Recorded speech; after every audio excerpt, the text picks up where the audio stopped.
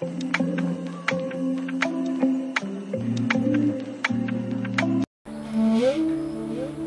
आपण कमरेसाठी सूक्ष्म व्यायाम करणार आहोत।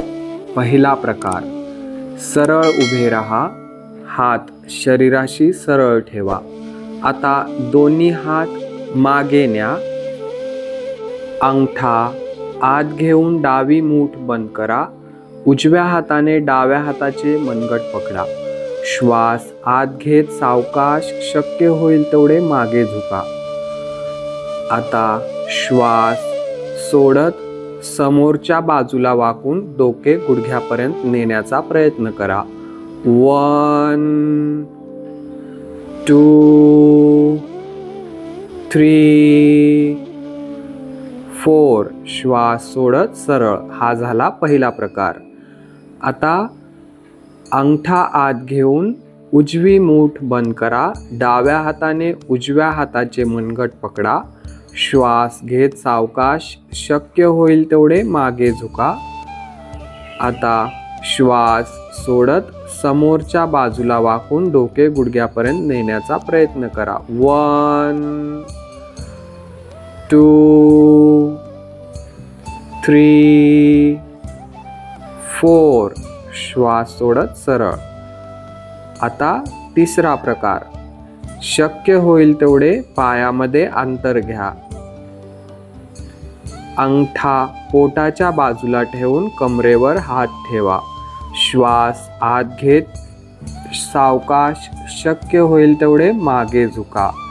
श्वास सोडत डोके जास्तीत जास्त खाली न्या। 1 2 3 4 श्वास सोडत सरळ। यानंतर दोन्ही पायात 4 बोटाचे अंतर ठेवून उभे राहा। हाताचे तळवे मांडीला चिटकून ठेवा। श्वास घेत सावकाश शक्य होईल तेवढे मागे झुका। श्वास सोडत समोरच्या बाजूला वाकून डोके गुडघ्यापर्यंत नेण्याचा प्रयत्न करा। श्वास घेत पाठीमाग, श्वास सोडत समोर। 1 2 3 4 श्वास सोडत सरळ। यानंतर पाय जवळ घ्या, दोन्ही हात खांद्याच्या सरळ रेषेत, तळवे जमिनीच्या दिशेला। श्वास आत घ्या, श्वास सोडत डावीकडे वाकायचा आहे। श्वास आत घेत सरळ, श्वास सोडत उजवीकडं। 1 2 3 4 श्वास घेत सरळ, विश्राम करा। यानंतर सहावा प्रकार, खांद्यामध्ये जेवढं अंतर आहे तेवढंच पायामध्ये, तेवढंच हातामध्ये। श्वास सोडत उजवीकडून पाठीमागं वळायचं आहे। श्वास आत घेत सरळ होऊन श्वास सोडत डावीकडून पाठीमागं।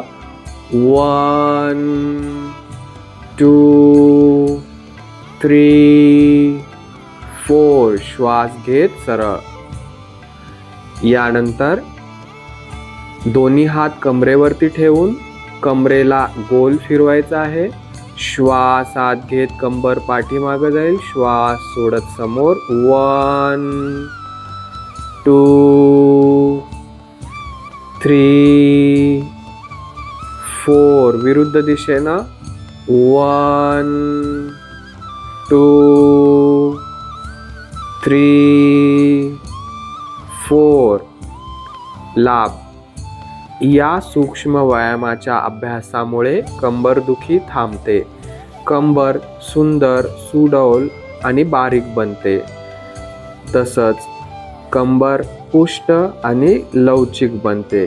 कमरेभोवतीची अतिरिक्त चरबी कमी होते।